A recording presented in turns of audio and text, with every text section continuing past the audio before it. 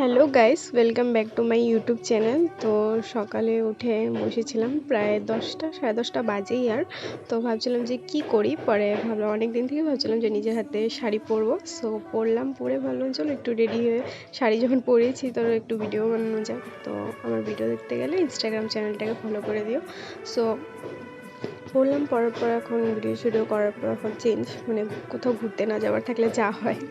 So change করে অল্প Tarak Mehta, my favourite show দেখলাম। পরে আর দেখানো হয়নি, পরে একবারে টিউশন যাওয়ার টাইমে দেখানো হলো। পরে রেডি হলাম, হয়ে পরে আবার যেরকম অ্যাজ ইউজুয়াল আমি সব কিছু ভুলে যাই, পরে আমি ব্যাগ গুছাতেও ভুলে গেছি। পরে ব্যাগ চেক গুছিয়ে এখন বের হবো।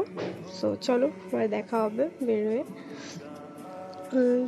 বাইরে এত রোদ্রু, মানে যেতে তো ইচ্ছাই করে না। সো যেতে তো হবে, টিউশন পড়তে তো হবে। সো যাচ্ছিলাম একলা একলা। পরে মানে এদিক থেকে আমি একলা যাই, পরে আমার একটা ফ্রেন্ড আসে। সো যাচ্ছিলাম, চলো যে আমার একটা ফ্রেন্ড এসে গেল।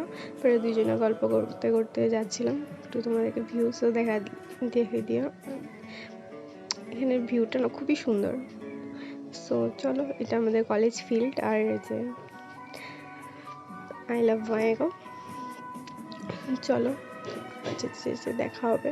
পরে দুজনে যাচ্ছিলাম। তারপর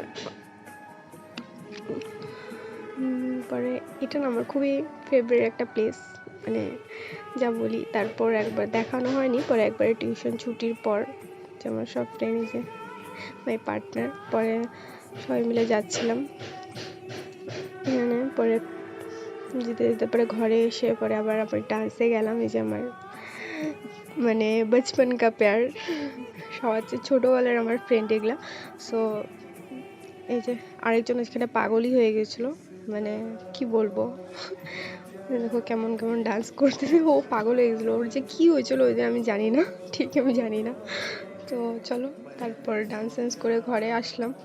আসার পর খাওয়া দাওয়া করে একটু টিভি দেখছিলাম।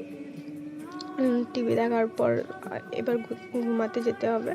সো চলো আবার তোমাদের সাথে দেখা হবে। যদি তোমাদের ভিডিওটা ভালো লেগে থাকে তো লাইক, কমেন্ট, সাবস্ক্রাইব করে দিও।